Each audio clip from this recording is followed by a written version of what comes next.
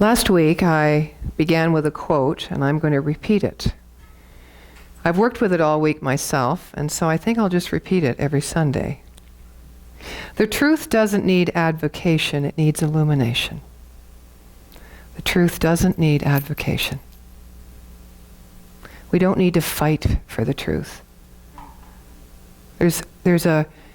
When we embody our truth, the truth, we stand in it, and there can be a quietness about that, a certainty about that.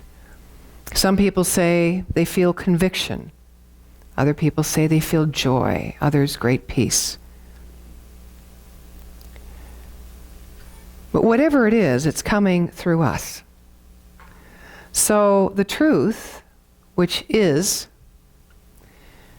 we have the great honor of illuminating that, of revealing it through us.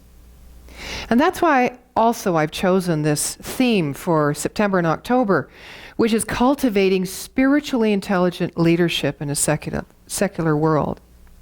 In a world that often doesn't focus on the inner, but takes value from the outer. Spiritual intelligence is actually a model. There's a model called SQ21, Spiritual Intelligence, 21 Keys to Spiritual Intelligence.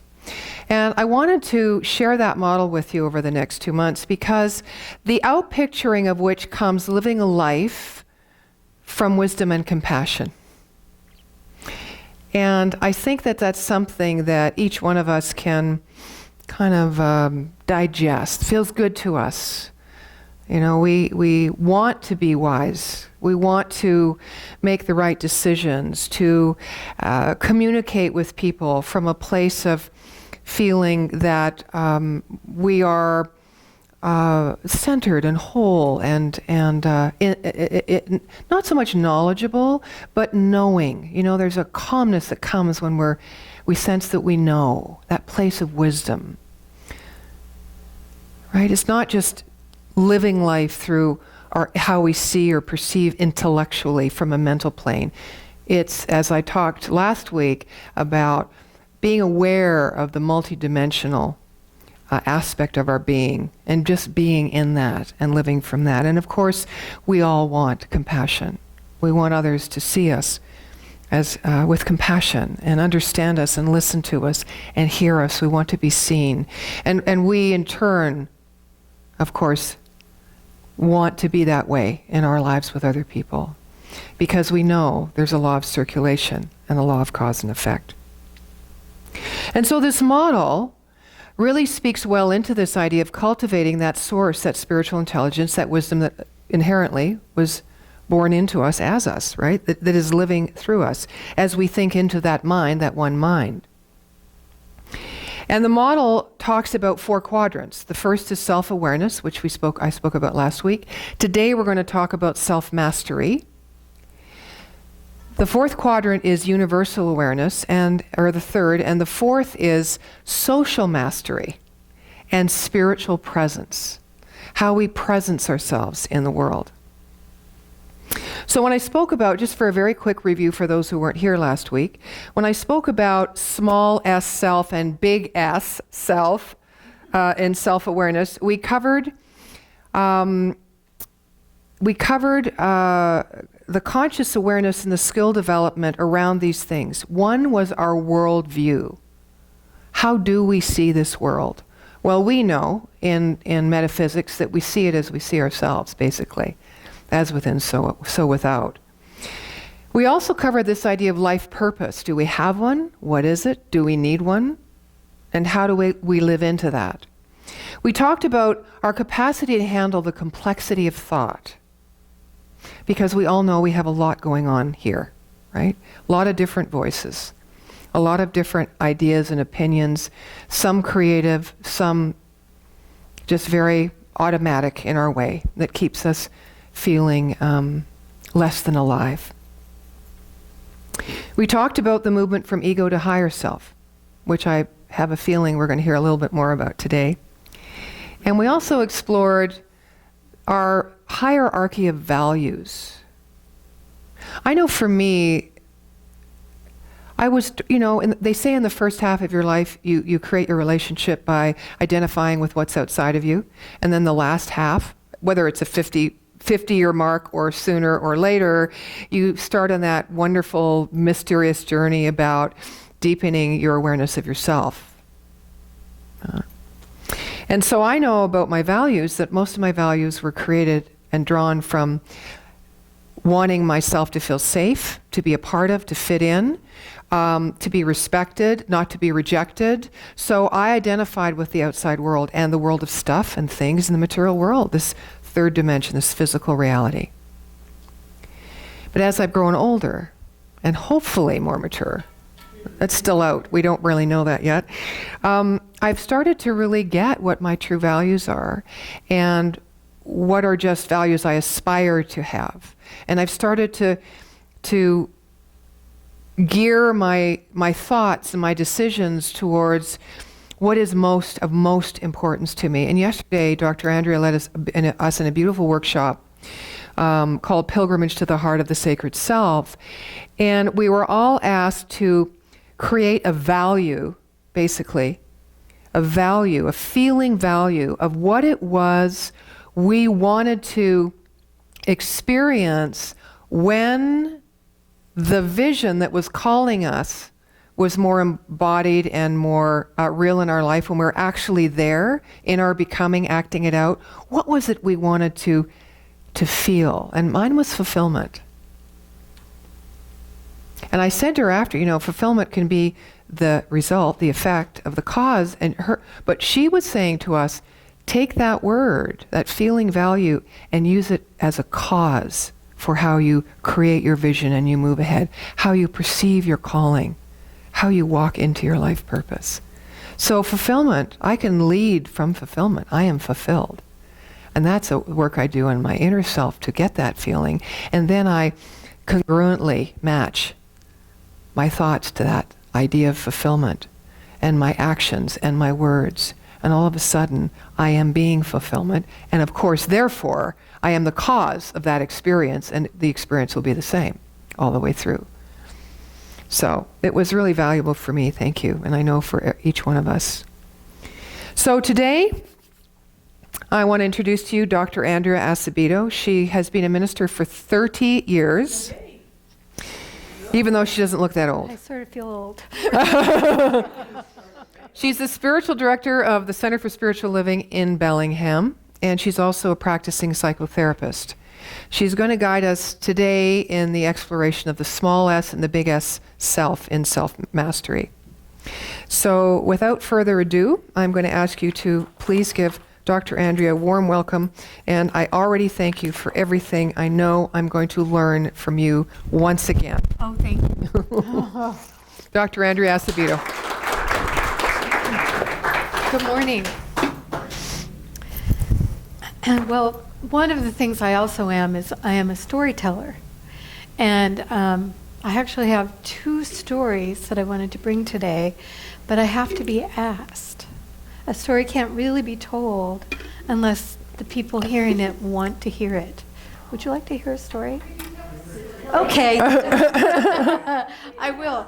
Now, the interesting thing about these 2 stories is there was this one story this morning. I get up very early and prepare my talk. And the story kept knocking. And I kept going, it's not the right story.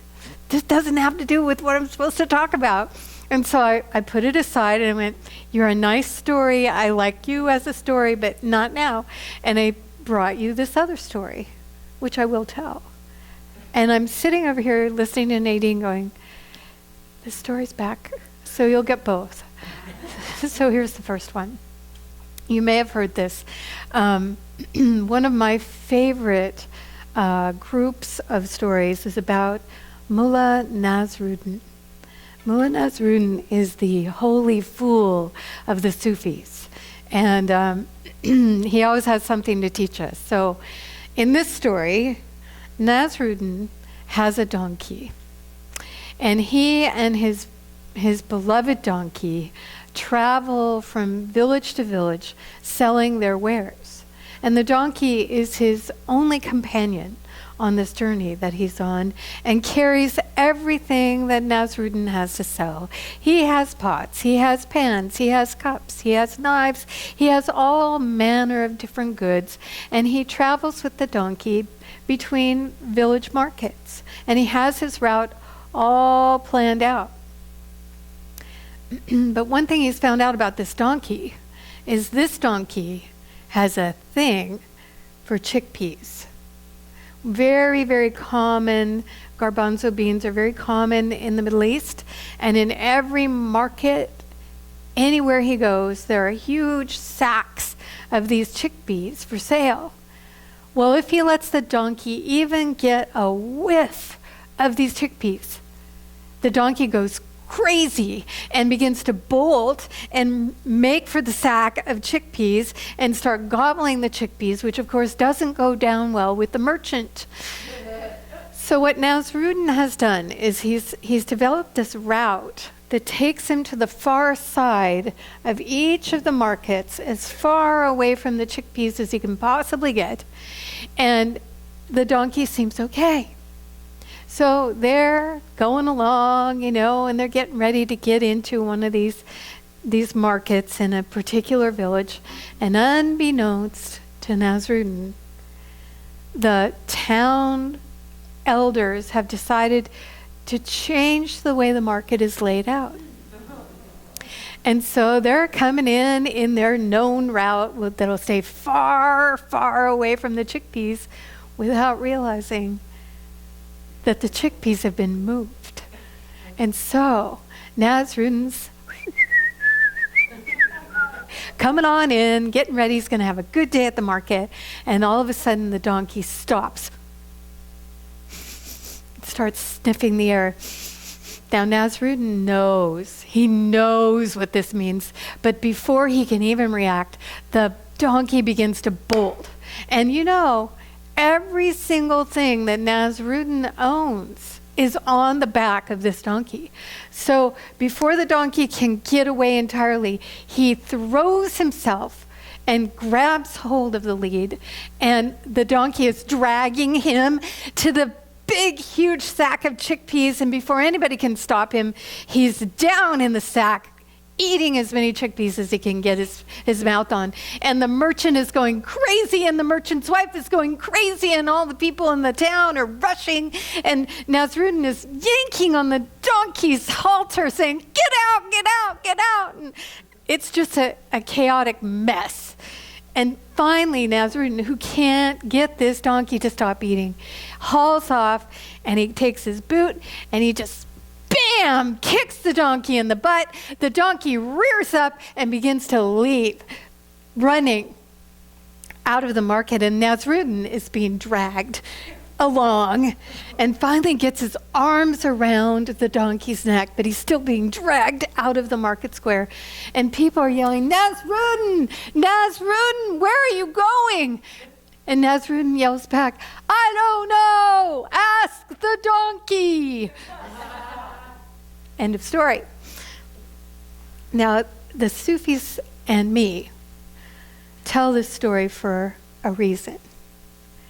Because this story is really not about an outer donkey or an outer mullah, but rather it's about the tendency in all sacred humans to be caught by what Nadine is calling the small s self, the personality self, the self that is very involved in the mundane, very active in the comings and goings of personality life. Necessarily so.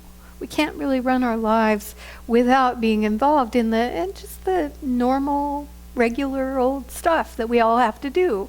Taking out the trash, driving to work, getting up in the morning, brushing our teeth, all the mundane activities that the personality self that we are needs to be involved in.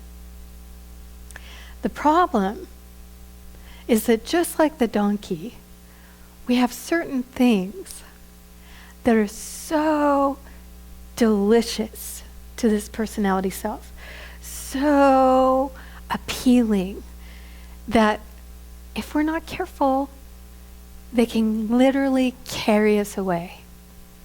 Now, in the extreme, we all know that addiction is right over here. And we could say that Mullah Nasruddin's donkey was addicted to chickpeas. So the personality self can, at the far extreme of a continuum, be in this terrible trouble of being drawn irresistibly into addictive behaviors. Drinking, sex, gambling, drugs, eating. We know that. But really, the story isn't just about that extreme level. It's really more about you and me and the levels of fascination we have that carry us out of our spiritual selves and into being involved at a level that doesn't allow that spiritual self room to express. Simple stuff. So compelling.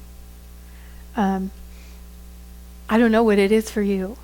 For me, sometimes I get drawn into the computer and the emails and the Facebook and the really fun mahjong and the really fun other games that I can play with my friends. I'm a real Scrabble fan.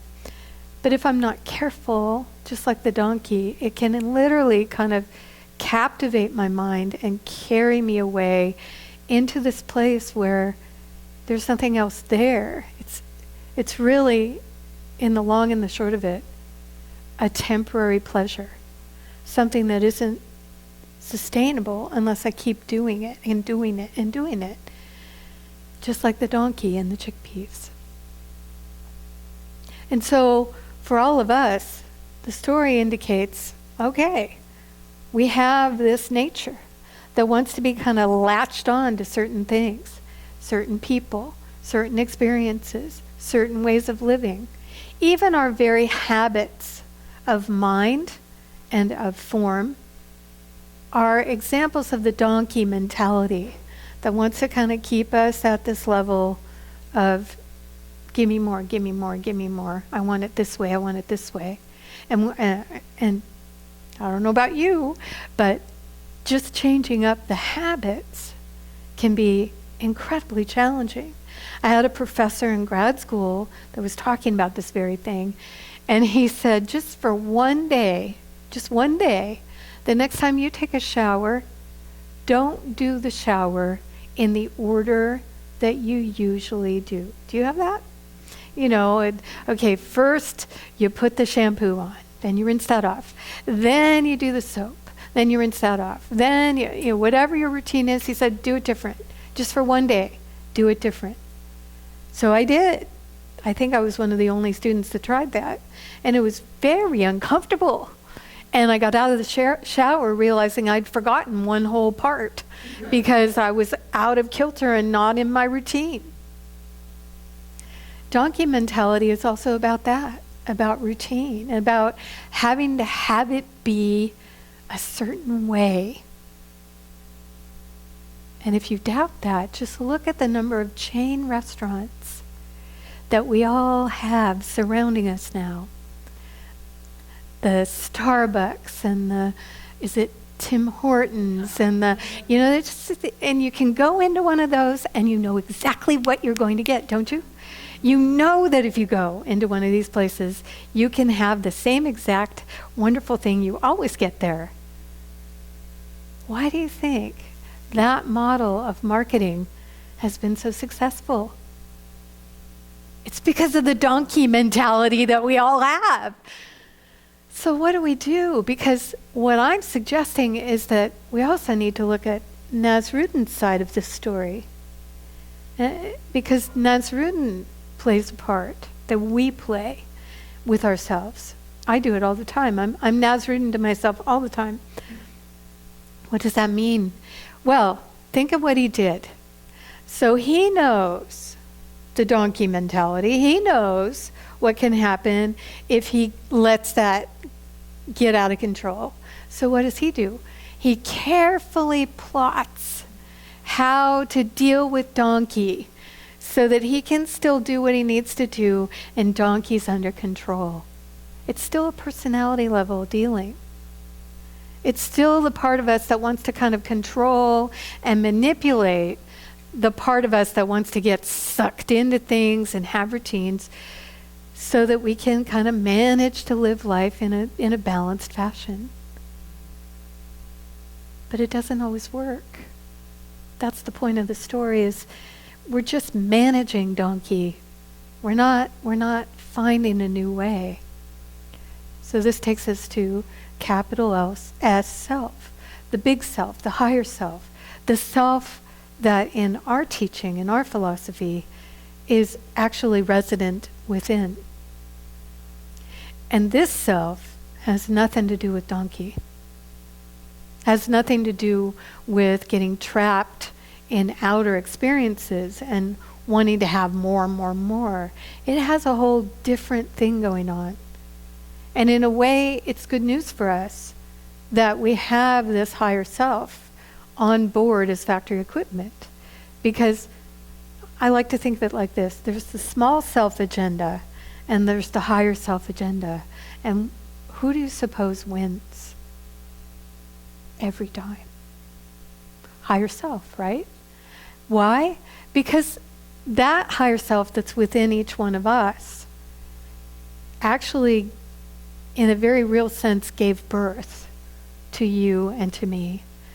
Even though it looks like a personality self got born into the earth, the truth of the matter is that your soul essence, the higher self that you are embodying, decided to come here and be part of this world. And it did that for a very important reason. And I'll tell you about that in a minute, but I want you to know one thing that I've certainly found, maybe you have too, that whenever Mullah Nasruddin and his donkey meet higher self, and Mullah and the donkey want one thing and higher self wants something else, there's not a hope for Nasruddin and the donkey. Higher self's going to, some way or another, find a way to express itself by means of me and you, always and ever. And so what that looks like a lot of times is kind of a knock on the door of our consciousness that says, hello, we need to do this differently. We can't be doing this kind of personality life anymore this way. It no longer fits, because the agenda that higher self has, it only actually has one thing. It's a one-point agenda, and that one point is growth. That's what it wants to do by means of you and me and every other sacred human on the planet. It's not that hard to see either. If you look at the natural world, there's always this burgeoning growth happening. Same thing for you. Same thing for me. So in the nature of Nasruddin and his donkey, growth is not what's going on. Management of sensual desires is what's going on. Having things the way we like them to be is what's going on. Celebrating in the sensual pleasures of life, that's what's going on. Growth, not necessarily on the agenda of the small self. So when the higher self says, hold it, this is not growth in you and in me, it's usually kind of a nice little kind of wake-up bell. Ding, hello, you need to grow now. And what we usually do is what my son in particular likes to do in the morning when he has to get up. The wake-up bell rings, ding, and he goes, snooze. 20 minutes later, ding, ding, snooze. And he'll do that for an hour.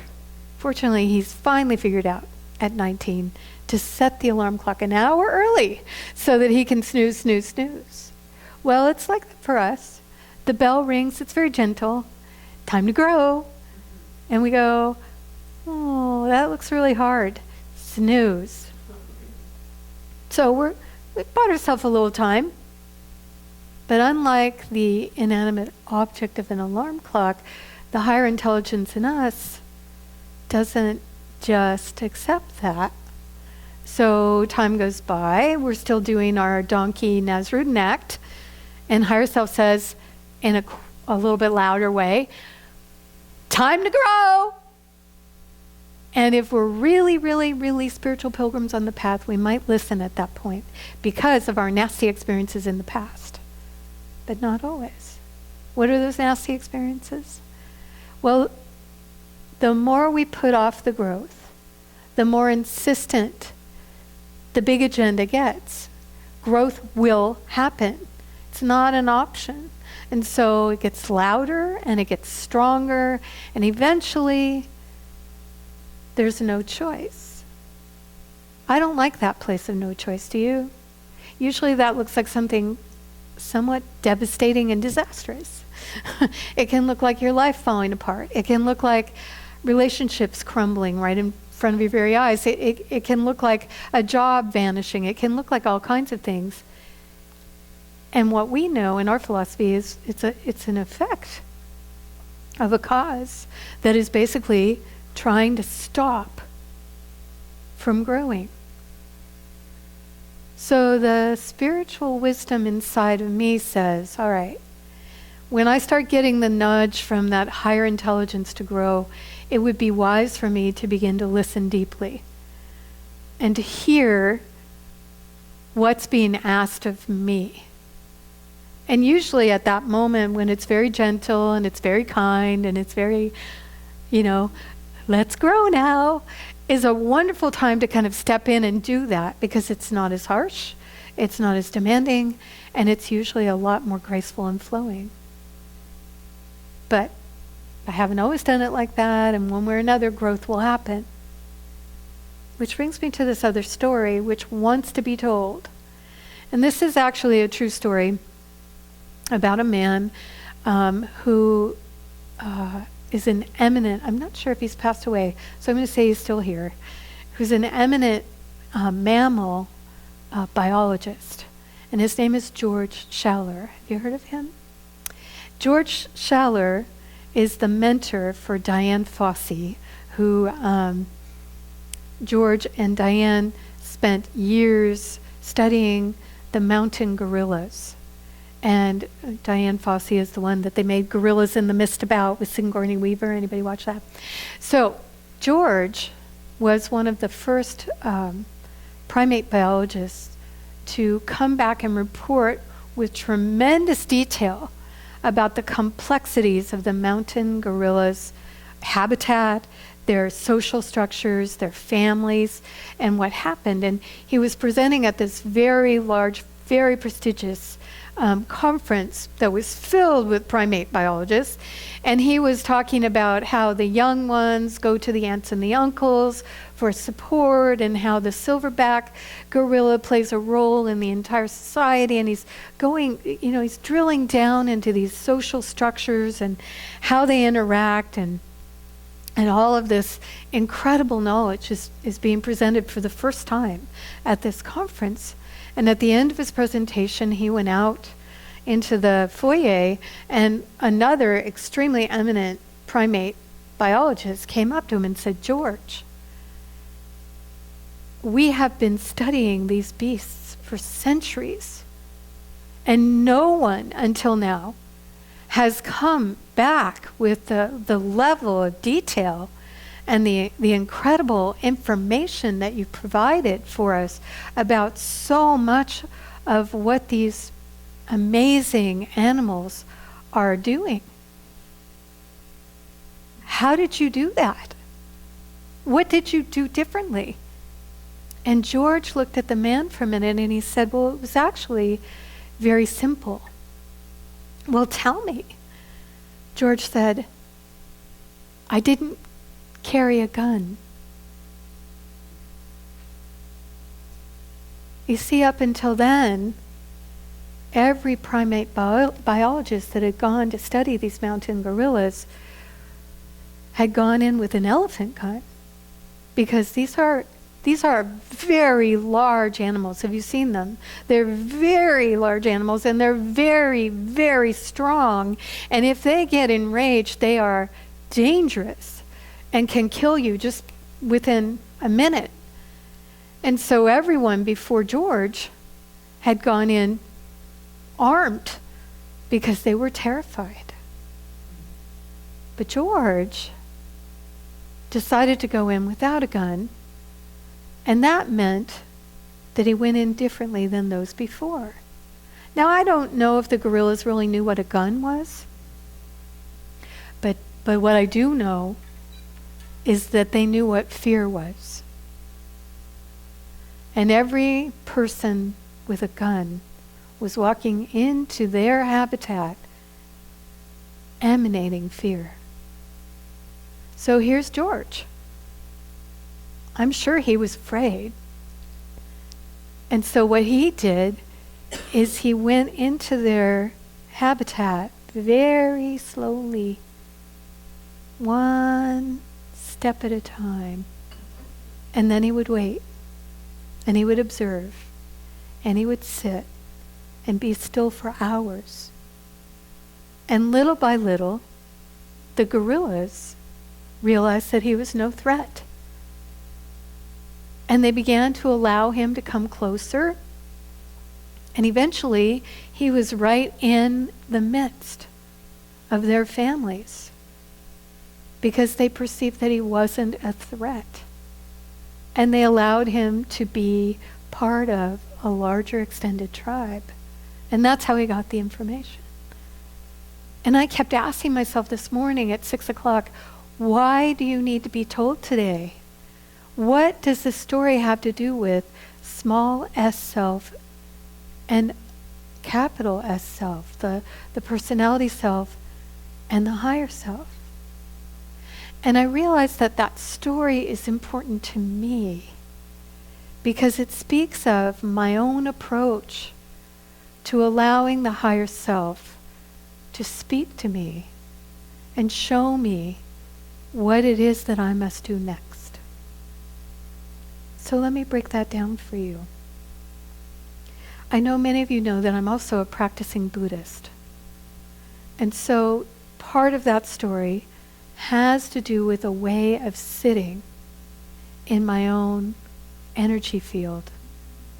It has to do with slowing down to the speed of grace, which for me means allowing myself to be present in this very moment with you, seeing you as you are, being who I am, and in every moment seeking to be mindfully here and now. And that's, when I say these things, I always think to myself, they're going to think you are so simple and so stupid. But actually, it's taken me 20 years of practice to be able to be present, really present, some of the time. Not even all of the time, just some. And what I've found from doing that mindful awareness of the here and now is that there's an amazing thing that happens there, really. I'm reporting to you my direct experience, and if you haven't had it, this is one of my talking points and encouragements for you today. What happens is that when we are fully, completely in the moment with life as it's presenting itself, whether we're alone or with people or in our jobs or doing whatever we're doing, if we're able to be completely present, not in our head, not going off planning the shopping or what we're going to do after this, and oh God, I wish you would stop talking because I'm ready to go now or whatever. Something really important that all sacred humans really, really want presents itself.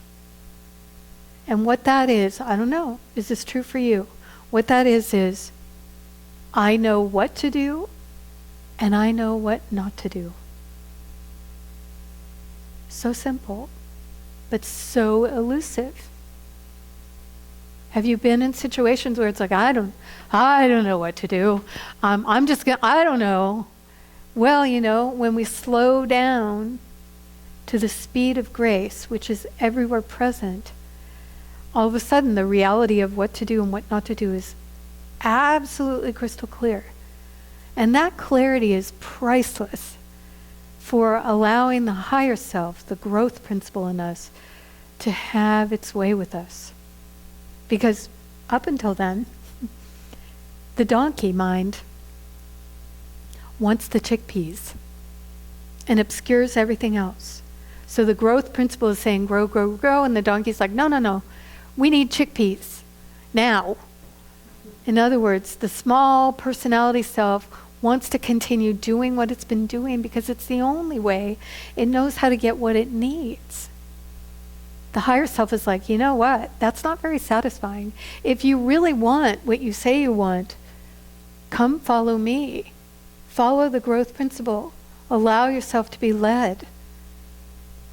It's a very scary proposition for the personality, and so one of the ways to work with the fear is the way George did, is to be still and present and allow what we're supposed to do to be revealed to us. So I know that's part of the reason this story wanted to be told. The other thing is, this is a little bit harder, but I think it goes along with the theme that Nadine is speaking to. You know, all the other primate biologists, up until George, did what every other one of them did. They were doing what everybody said you should do. Have you ever been in that? You know, have you ever wanted to not do it the way everybody said to do it, but the pressure was so great to conform that still small voice within that was saying, oh no, my beloved one, don't go there, don't do it that way, was sort of drowned out by the personality self saying, hey, everybody else is doing it this way, this must be the right way.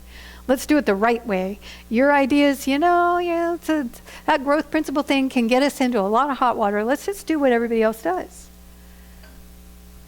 But it didn't work. That's the problem. And I don't know how you feel about society, but it's not looking like it's working very well to me. And one of my interests is in using spiritual truth to have my own life and the life that we all share work better. As simple as that. I propose that this story is also speaking to the fact that we all, I can't even leave myself out, we all have been doing life the way everybody else has been doing it. A little bit too much. And why? Because the pressure to do something different and the pressure not to do something different are difficult to deal with. There's a part that wants to listen to that voice within that says, beloved, you came here for a reason. Doing it everybody else's way is not your reason. And your spiritual travels, you know it's true, that you're not meant to do it like everybody else does it. And yet, if we're not careful, we're just like the other primate biologists. We do it exactly the way everybody else has been doing it. Why? Because it's easier. It's a lot easier. It doesn't work, but it's a lot easier. And so we have a society that doesn't actually work, but it's a lot easier for all of us at a certain level. But boy, it's not working very well. So I brought Emerson because I'm an Emerson scholar. And Emerson, Ralph Waldo Emerson, highly recommend him, has an essay called Self-Reliance. And this is my last and final point, and then that voice in your head that says, oh God, I want to go out in the day, will be satisfied. Emerson wrote this essay. It was the first one that he delivered. And it was something that he says he had living in him for as long as he could remember, from the time he was a child. And he says I would love to just read you the whole essay, but I'm not going to. Aren't you relieved? Let me find it. Trust thyself. Every heart vibrates to that iron string. Accept the place that divine providence has found for you. Trust thyself. Earlier in the essay he says, well, maybe I should read it. I always misquote it. It goes like this. There is a time in everyone's education when they realize that envy is ignorance, that imitation is suicide, that we must take ourselves for better or for worse as we are, that though the whole universe is full of good, no kernel of nourishing corn can come to us except as we grow it. And what he means by that, my last point, is, it's not just a big capital S higher self growth principle. It's yours. And it's mine. And it's individuated in you and me. Yours is telling you to do something that mine might not ever say. And so there is, on the spiritual path, a necessity to pay attention to the call, the particular call that is asking us to wake up and move, grow, do, be something more. And for years and years and years and years as a teacher, I've been a minister longer than I was a young person. I would think to myself, well, but I don't know what my purpose is. And I don't feel like I'm like supposed to, like I'm not Mother Teresa, and I'm not, whoever, name your favorite person. Like, I'm not the Dalai Lama. I'm not the this and that. And I would be completely, utterly baffled when people would say what I'm saying to you. You have a purpose. You came here to offer. You need to do that purpose. Have you heard that message before? And have you done what I do, which is like, what is it? Tell me what it is and I'll do it, but I don't know what it is. Have you done that? Is it just me? So I finally was like, all right, I got to figure this out, because so many people, so many wise people keep saying this. There must be some truth in there somewhere, but I don't understand what they mean, and I don't know how to determine what my life purpose would be. And I was sitting with someone that I really, really respected, who was actually not a spiritual person, except of course they were. And they looked over and they said, well, you're already doing that. And I went, what do you mean? And they said, you're already doing what you came here to do.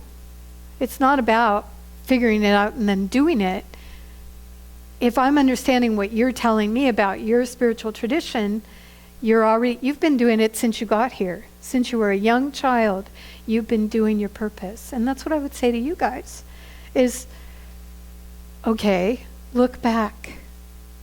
Look back into your childhood. Look back into your young life. And you know what? As a therapist, I've encountered people who say, yeah, well, my young life was hell. I don't want to look back there. And besides, my purpose could not have been being expressed back then. And you know what? It was. It actually was being expressed. So what you did when you were very young, not like give money to charity or external, outer, effect level type stuff, but more who you were and what motivated you. That is that purpose right there. So for me, when my friend said that to me, I started looking back, and I remembered a time when I did something that even as a child, there was a part of me going, why am I doing this? And it was a real simple thing. I don't know if in Canada you do May Day. Do you do May Day? And when I was a child, way back when, May Day was a time when you would leave. There was a tradition where you would leave this little bouquet of flowers for a person as a celebration of May Day. And so as a child, I made this really funky construction paper hanger thing that would go over this door knob, and I filled it full of flowers that I picked from everybody else's yard without realizing that that was probably not okay. I was a little girl, and I put all these flowers in this little, it was very funky thing, And I went to this woman's house that I had to walk, quite a ways. I didn't know her as a child. I didn't know her.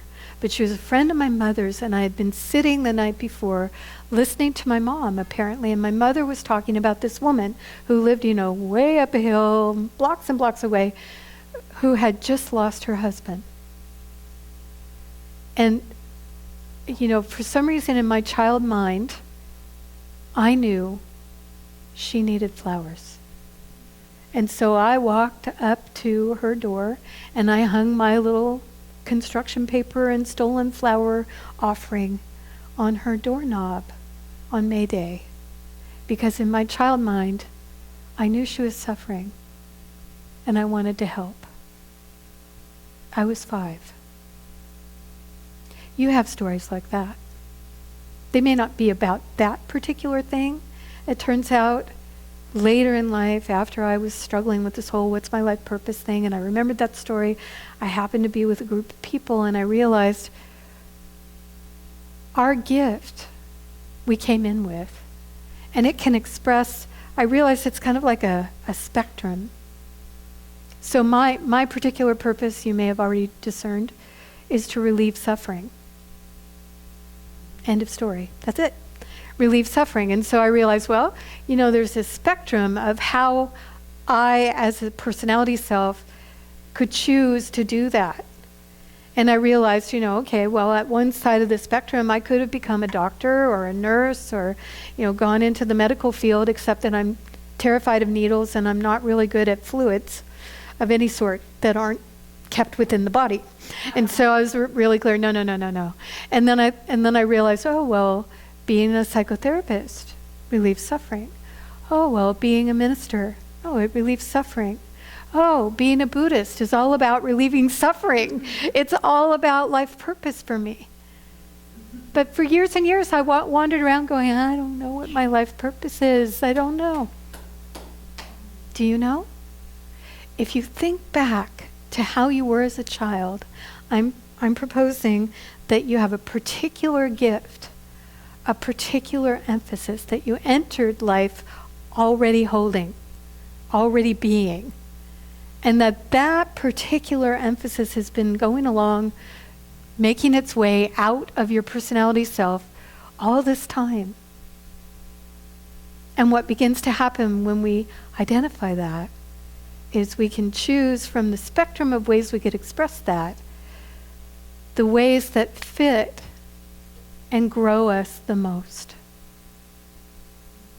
I actually retired from ministry. I had been being a minister for 27 years, and I was tired. I can think of somebody else who might be feeling that. And I needed a break. I needed to just not. And I said to myself things like, I haven't had a weekend in 27 years. I'm beginning to resent all these events that are happening on Sunday that I've never been able to do. And so as soon as I had that thought, I realized, got to stop. So I stopped. And I was a psychotherapist, full time. And I didn't like it one little bit. It took me 18 months to realize, no. I just needed to grow. I needed to grow. But my true gift shows up for me the best in being in ministry. So I went back in. And everybody was astonished and kind of appalled, I think, that had said goodbye to me, because it was like, why did you leave us? And I didn't have a good answer except, I needed to leave so that I could grow myself and see my purpose unfolding anew. There will be times like that, where the personality self and the higher self come together, and you realize, I can't do life the way I was doing it. I need to grow. I need to allow the principle, the purpose that I am, to express in new ways. And I think that's really what George teaches the world. Do it differently. Do it your way. Don't do it anybody else's way. Don't bow to the pressure of the personality self that would say, come on, this is easy. We've got this down. This is so comfortable. I can expect the same thing every day. This is good. Let's leave it here. When something inside is saying, no, more. I need to be more. I need to give more. I need to be the purpose I came to be. More. Allow it. Open it. So please join me in a prayer for that right now. Here and now in this moment, right here, I bring myself fully into this now. And as I center myself in this now, the only moment I have, I know for myself and I know for you that everything that I've said this morning is absolutely true. True in you, true in me. There is a higher self. It is intelligent and it is love. It has an agenda. And that agenda is to allow its own nature to be expressed uniquely by means of you and me. It will not stop seeking to express itself by means of us, no matter what. And so today in this prayer, I say yes. I say bring it on. I say allow the growth that has been knocking at the door of my consciousness and yours, full heart room. Let it fill and open and grow me. And whenever fear would show up, let me be still so that I could see clearly what to do and what not to do, unswayed by that fear, clear in my purpose. As I allow this growth principle to have its way with me, I am changed, you are changed, we are changed. And as we change, this beautiful world of ours is changed as well. And things that have not been working begin to work in our own lives and in the lives we share. For this I am deeply grateful. And so it is. Thank you.